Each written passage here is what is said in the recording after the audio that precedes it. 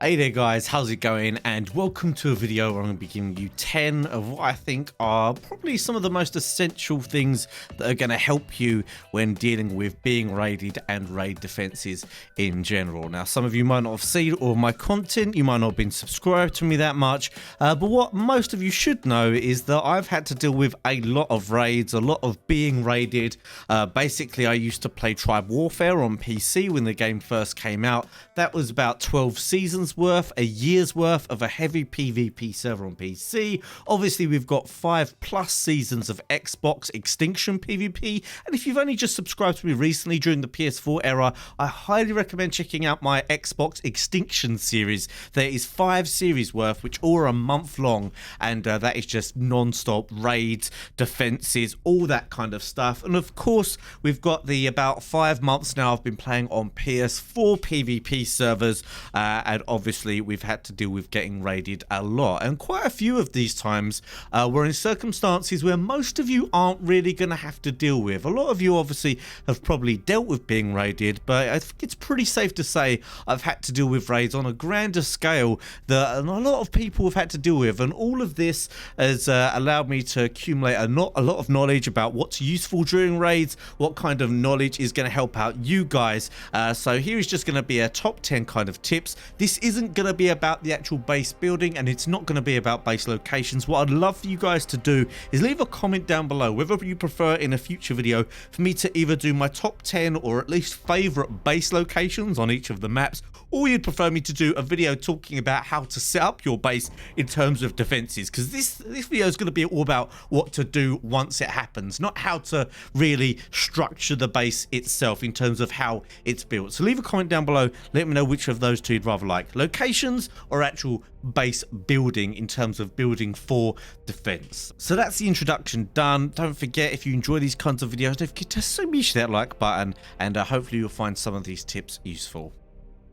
My first tip is going to be just to be prepared. Now, I'm not talking in terms of good base defense, actual structure, making it hard to raid. Of course, I might go over that in another video, but this is preparation for what you're going to need at hand quickly if you start to get raided. Now, in my experience, the things you should always have organized and in easy to reach places are your weapons, your explosives, armor, food, things like parachutes, bowlers and clubs.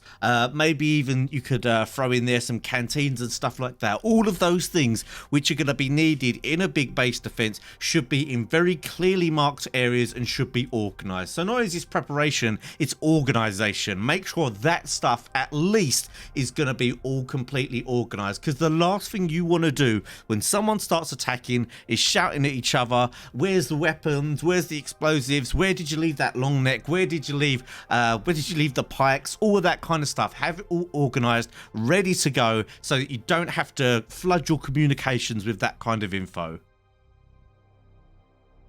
The next tip is try and know your enemy. Try and figure out who they are, what kind of size of tribe that they're bringing, what kind of munitions and what kind of resources are they bringing. And then from there, that can help you to work out how long might this raid last and how to act accordingly. Obviously, you would react differently to quite a small presence with just one small raid base than you might if you can see loads of raid base or whatever. So if you can, and if things aren't going too crazy, take a few minutes at the start to actually have a good scout around the area once you start to be attacked. See if there's any other tribes on the other side, check your perimeter, all that kind of thing, and then that will help your mentality in going forward. In a lot of my experiences, proper raids do last quite a while, so don't be afraid to just take a few minutes, take it all in, see what's there, don't panic too much, and that will go in to another tip coming up in a second. So the next tip, obviously in relation to that one, is to try and stay calm. This can be very difficult to do under pressure, but it's what makes a difference between a decent player and a really good player. And it's going to be the difference between your tribe possibly doing well and fending it off, or just losing everything. So it's very, very important to stay calm and just try it and be clear, and just don't get hot-headed. Don't throw everything in the kitchen sink at a raider as soon as they come in. Just do what you need to do and no more. And obviously going along with that is the mentality to look strong when you're weak, but also look weak when you are strong. This basically means if you know you're in a good position here, let them come to you. And if you know that you are feeling weak, don't just throw everything. Don't just panic, because they're going to know once you start throwing out the Theomias on neutral that you are in a bad spot. So no matter what happens, even if they get into the base, try and hold steady and look strong. The longer the raid goes on, the more likely they are to back off.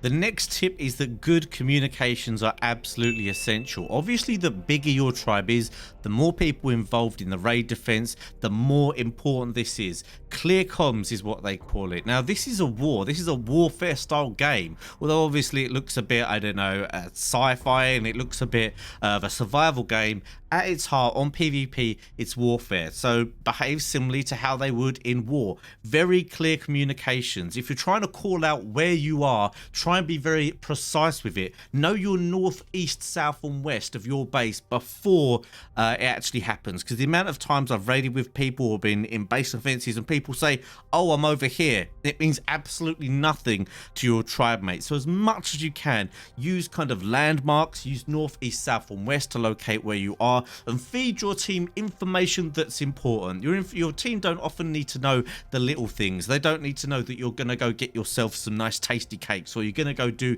little things that aren't important. When it comes to communications, keep the airwaves clean as possible, and very, very short and precise communication can really make the difference in a big raid. And because keep people calm as well. Anyone who's going off the handle, flying off the handle with craziness, there are always people that I don't like to be in my tribe, and it's very hard to raid those kinds of people. So cool, calm and clear, good communications.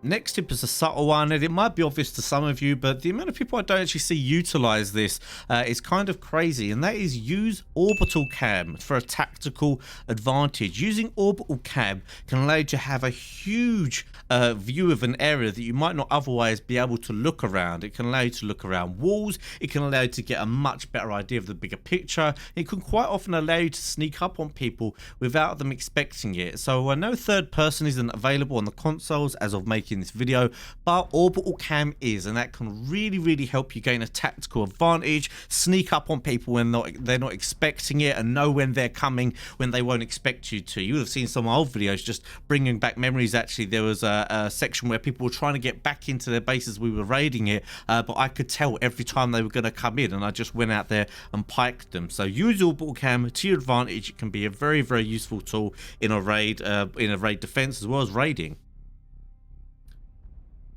The next tip is in the early stages of a raid, if it does seem like it's going to be a long raid, and quite often the bigger ones are, try and let the enemies make the mistakes. Don't force the issue. You are at home. You do have home advantage. Now, obviously, in my recent video, we had the disadvantage that a lot of the other tribes, that was also their home, and that can happen. But even then, if they're quite far away from your base, they do have to travel to go get their stuff. So don't forget that and use that to your advantage. Don't be tempted to push too much, and take advantage of when they decide to push. It is very important when the enemies decide to push or attack that you focus. Everyone in your tribe focuses that one person and nothing else. So that means people have to be ready as well to counter any kind of attacks that they make. Now, going along with this, obviously I'm still talking early stage, and if things aren't going too badly, make sure to have at least one wild card in your team. Sometimes two if you've got a few tribe members on, maybe 5 or more, you can maybe afford 2 of these. But by wild cards, I mean people that are pushing the boundaries. People are running around naked with clubs, bowlers and pikes, maybe parachutes, possibly grapple hooks, depends how you're doing for them. But people who are just not afraid to run out there, test their raid base, get a few sneaky kills when they're not looking, make sure that they kill any tames that are left unattended, stuff like that. I mean, obviously, you do want to have a certain amount of people in your base ready to defend when an attack hits and they start to drain an area, but also it is good if you can have at least 2 people going around being sneaky. You've seen it work for me in raid defenses, and one thing that people do not like when they're attacking is having their tames killed. They keep getting killed. Maybe you sneak into their raid base, just drop some stuff on the floor. All of those things can frustrate people, and I know that obviously in some of my raids where people are raiding me, people people still go on. But remember, in most cases, people aren't going to be as determined to raid you as they are to raid me. Like, I'm a YouTuber. People want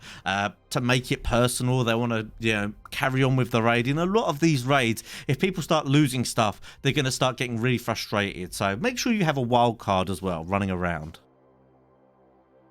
The next tip kind of blends into what I said in the last section, is basically to use aggression with caution. Now, when it takes to using your explosives and your ammunition, really you should only be trying to use them on dinos or on players when you think you're going to get the kill. It's quite often not very useful just laying a few shots into a Quetzal, a few shots into a Wyvern if they are manned. Really, ideally, you want to be shooting at these tames, these people, when they're either not expecting it or when they're unmanned, because you'll find that you can waste quite a lot of ammo in quite a short space of time just throwing ammo into a T-Rex, for example, or throwing ammo into a Quetzal that's manned. Now, you might have seen us do that, but obviously we do that when we're in a position where we've got a lot of ammo, but most of the time a lot of you guys might not be that prepared. So be very sparing with your ammo. Remember, you've got the turrets and you've got your auto turrets and plant species X for a reason. Let them do the damage, and then that damage combined with your damage using your weapons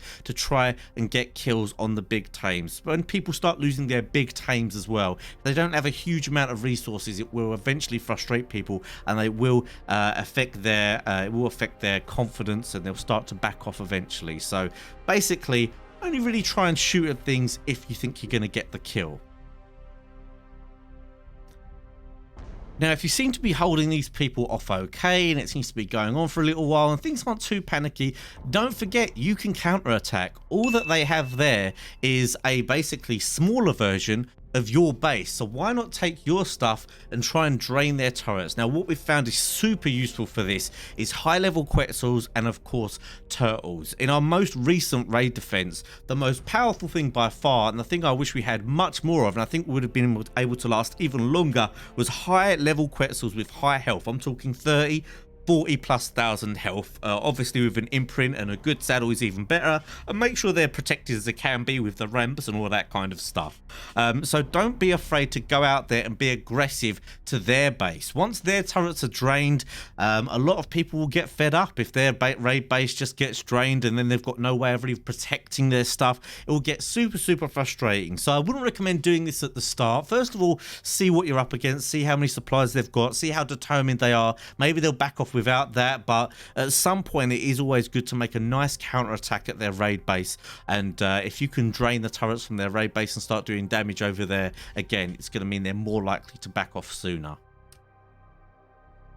This next tip is probably the main tip from this, and it's probably the most useful thing I think you guys should know and that you should be prepared for when you are dealing with a base defense. And it's, what should you have on your hotbar? What should you have on your person when doing a raid defense? Now, we're excluding here the 1 or 2 wild cards that you might have that are going to be going around naked with clubs and maybe pikes and so on. We're talking about the people who are in the base ready to try and kill things that start draining the turrets and anything that comes to attack. So this is what I had, and this is what I told my tribe to have on them at all times, and I'll go over why to have each thing after I've told you what they are. So a generally good hotbar will include a high level fab sniper with at least 100 bullets, a high level compound bow with around 50-ish arrows, a high level crossbow with at least 100 flame arrows, a primitive crossbow with at least 5 grapple hooks, a rocket launcher with 20 RPGs, bowlers, parachutes, possibly food, and a club and a pike. Now, some of those are obvious, but I'll just go over why each one and why that specific set. Now, if you count all of those things, if you've got about 250 weight, you should be able to carry all those things, no problem. So starting off with the Fab Sniper, obviously this is great against flyers and tanky flyers. So the Quetzals and the Argents and even players sometimes can be taken out very quickly with these. Next up, the Compound Bow. For me personally, that is most useful against a Pteranodon. The reason I don't say carry loads of Compound Bow arrows is because they don't shoot that fast. They are very deadly, but they don't shoot as fast as a Fab Sniper. So for me, the Fab Sniper is the one to get the real high level stuff and the flyers, but the Compound Bow is either for players that are on the ground because it basically ignores armor, so you can take people out with 1 or 2 arrows a lot of the time, or for pteranodons, basically tames that aren't going to have more than 2 or 3k health that are left unattended. You can take them out very quickly with that compound bow.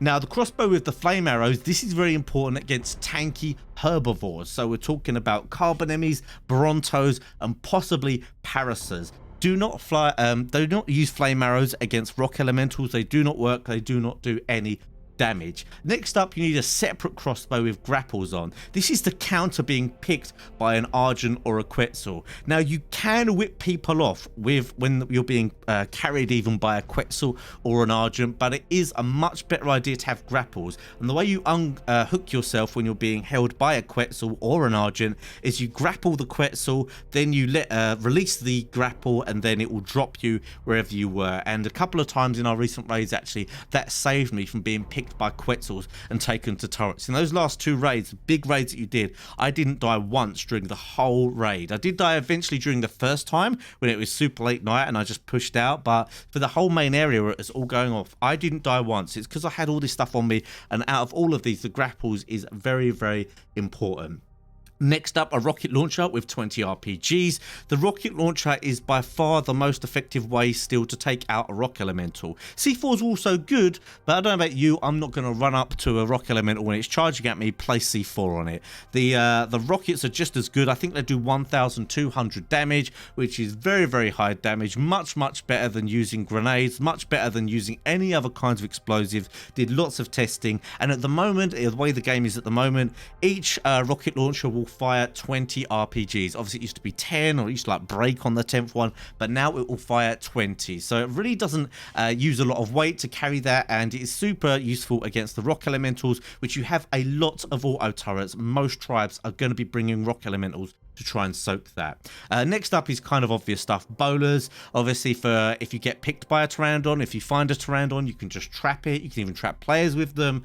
Parachutes are almost always needed because people are going to be trying to pick you all over the place. They're also good for traversing the map and getting up and down areas. Obviously the grapple hooks as well are quite good for getting up into areas that are difficult to get to. Some food on your hotbox if you use the custom recipes like we have, which I'm sure you've seen in a previous video. It's going to be good to have that quick health available to you at just a press of a button, and also a club for knocking people out if you get up and close to them, and a pike. If someone comes at you with a club, I quite normally recommend using a pike if you see them covered, because it will actually push them away. A sword can do more damage, but the pike keeps the distance between you and the person with the club, and obviously if they have riot armor as well, using the club isn't always that effective. So those are the things I would have on my hotbar. Those are the reasons I'd have them. You can't really go wrong if you have a squad of at least 2 or 3 with that setup, all communicating and all ready for when they're going to make a push. And the final tip that actually kind of links into the first tip is to have a contingency plan. Know before it is too late. Have your essentials and everything needed to start again ready to go out the door, if not uploaded straight away when you get raided. There's no real harm. You're not going to defend using those things, so it's not much of a hassle sometimes if you can get someone out of the base and carrying these things. Now obviously you've got to think about what are you going to take with you. You're probably not want to take things that are too heavy, and you're not going to want to take many things because obviously each obelisk only has a certain amount of slots. I can't remember how many it is, but you're limited to the amount of things that you can upload, and you're limited to I think 25 dinos each, but your chance of getting loads of dinos out during a raid is quite low. So what would I recommend for things to get out for starting all over again, which are going to make your job easier? First of all, the hard to get kibble, things like mantis kibble, possibly Quetzal kibble. Obviously you can take others if you want, Rex kibble and scorpion kibble, whatever it is you like to tame. Some of those hard to get kibbles, they don't weigh much, can be taken out very easily. Also your best blueprints for your tools, armors and weapons. So your best pike, hatchet, your best pick, obviously your best flak blueprints, and the blueprints for your best fab snipers, compound bows, long necks, all that kind of stuff. If possible, it's always great to have a pre-made industrial forge, because if you're going to be starting all over again somewhere else, it's a great idea to be able to get loads of metal quickly. So that is one of the more essential things. I would also take fertilized eggs, especially if any bloodlines that you've got. Just take 1 or 2, they can weigh a bit. So pteranodons, rexes, blah blah blah, you guys know the usual suspects, but anything you've got good bloodlines for. I mean, you can tame tames again, it's not the end of the world, but if you worked a long time to get specific mutations and you lose that because of a raid and you weren't prepared, that could really suck. Next up, I would take, if possible, a male and female of your most important tames. This one's not quite as realistic if it's all a bit panicky, but if you can, it is a good idea to try and get them out there. Don't forget, you don't just have to use the obelisks, you can use drops as well. Also, some saddles for some good flyers, so blueprints for pteranodons, argents, the usual suspects if you've got that, and any hard to make pre-made weapons after that. So if you've spent ages getting 3000 polymer for that fab sniper, try and take that fab sniper out. Try and take that long neck that cost you 2000 niggers. Anything that's pre-made that cost a lot to make and is going to take you a long time. Other than that, really, that's all you need to get up and started again in ARK. A lot of you aren't going to have the same issues that I have, that every time you try to go somewhere new, everyone's going to be hunting you down. You know, obviously my name carries a lot of weight in servers and it gets around that I'm on there. So take it from someone who has to deal with it on that kind of level. I really think this is good advice, and a lot of you won't even have to worry about this kind of things on these servers. If you get in a good alliance, most people are generally absolutely fine. If you play on a server that's well allianced, the people you probably have to watch out for the most are tribe mates that you maybe don't know that well, that might well screw you over even. That's something that I see happens to a lot of people in a lot of tribes that I know. So that's it for this video. Don't forget, if you did enjoy it, found these tips useful, you can smash that like button and subscribe if you're not subscribed already. And don't forget also to leave a comment down below letting me know whether you'd like to see my preferred or favourite PvP base locations, or you'd like some more tips in possible good ways to fortify your base, good building techniques and general good practices. But that's it for now, guys. Thanks again for watching. I'll see you all next time.